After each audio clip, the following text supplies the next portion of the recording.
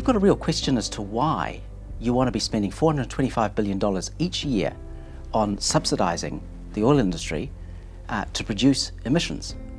Why would you do that?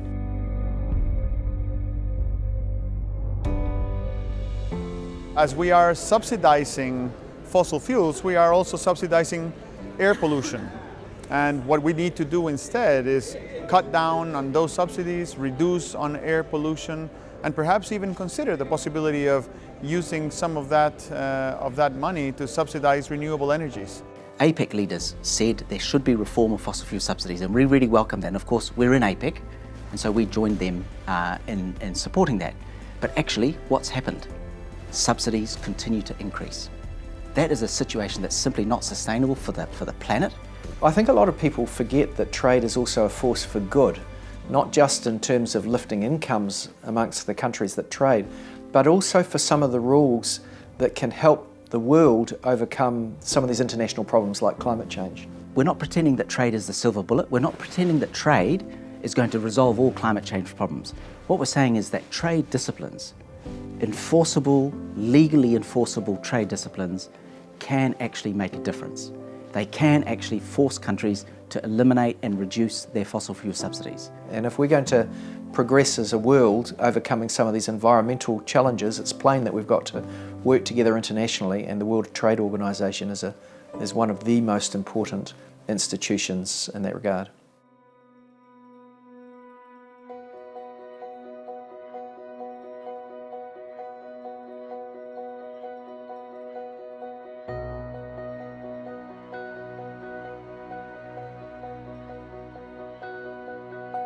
But the purpose of the meeting is to see how many other members of the World Trade Organization we can get to embrace the project that we're running to remove fossil fuel subsidies. We need brave countries which can lead. Sometimes they can be quite small, as New Zealand and Finland both are. We've got a ministerial statement that we're looking to move through the system, where we would get countries to join us, sign up, and actually join us in trying to make this reform.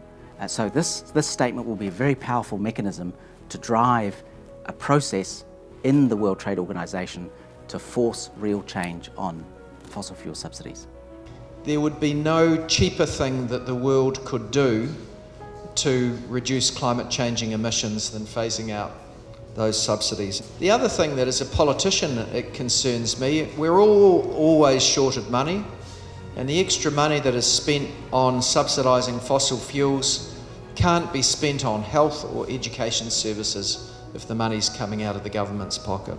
This needs to get done, I would argue, within the next 5 years.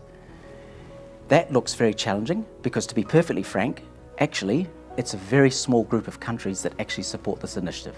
The countries that are arrayed against us that don't want to do this are significant, major contributors to the fossil fuel expenditure, to the use of fossil fuels. That's a big challenge for us. I think people in New Zealand want their government and the Ministry of Foreign Affairs to present a fair and responsible face to the world, and I think they're proud of their government and their government services when they do the right thing, and we feel that we're doing the right thing here. I would urge people that are listening to this or watching this to ask themselves, so what's my government doing? Is my government supporting this initiative? And if not, why not?